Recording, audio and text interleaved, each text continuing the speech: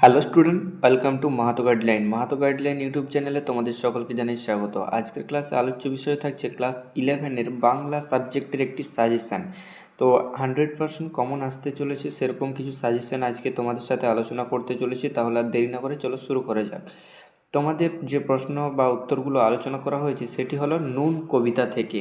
তো দেখে নাও, প্রথম যে কোশ্চেনটি হয়েছে সেটি হলো নুন কবিতার মূল বিষয় কী। এই কবিতায় মানুষের দৈনন্দিন জীবনের কষ্ট, অভাব, দারিদ্র্য ও সাধারণ মানুষের বাস্তব জীবনযাত্রা তুলনা করা হয়েছে এই কবিতার মাধ্যমে। এই হলো প্রশ্নটির উত্তর। এই প্রশ্নটি একটি খুবই গুরুত্বপূর্ণ প্রশ্ন 1 থেকে 2 নম্বরের জন্য। এরপরে যে কোশ্চেনটি রয়েছে সেটি হলো নুন কবিতায় দরিদ্র মানুষের জীবন কেমনভাবে ফুটে উঠেছে তা উল্লেখ করো। উত্তরটি হলো, কবিতায় দেখা যায় অভাবগ্রস্ত মানুষ খাবার, নুন, সংসার চালানোর মতো সাধারণ বিষয় নিয়েও সংগ্রাম করে। তাদের জীবনও কঠিন ও বেদনাময়। এই বিষয়টি কবিতায় কবি তুলে ধরেছেন।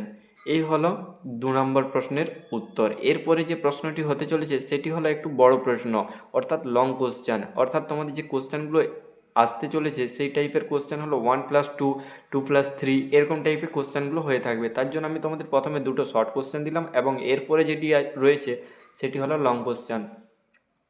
নুন কবিতার নামকরণের সার্থকতা লেখো। নুন খুব সাধারণ জিনিস হলেও মানুষের জীবনের একটি অপরিহার্য। কবি এই নুনকে কেন্দ্র করে মানুষের দরিদ্র, অভাব ও জীবনযাত্রার বাস্তব চিত্র তুলে ধরেছেন। নুন না থাকলে যেমন খাবার অসম্পূর্ণ, তেমনি অভাব মানুষের জীবনে অসম্পূর্ণ করে তোলে। তাই কবিতায় নুন একেবারে যথার্থ নামকরণ সার্থকতা হয়েছে। এই ছিল প্রশ্নটির উত্তর। এটিকে বাগিয়ে গুছিয়ে লিখে দিতে পারলেই তোমাদের 3 থেকে 4 নাম্বার একটি নাম্বার হয়ে যাবে। এই হলো 2 নম্বর প্রশ্ন, নুন কবিতায় কবি কিভাবে দরিদ্র মানুষের জীবনচিত্র তুলে ধরেছেন।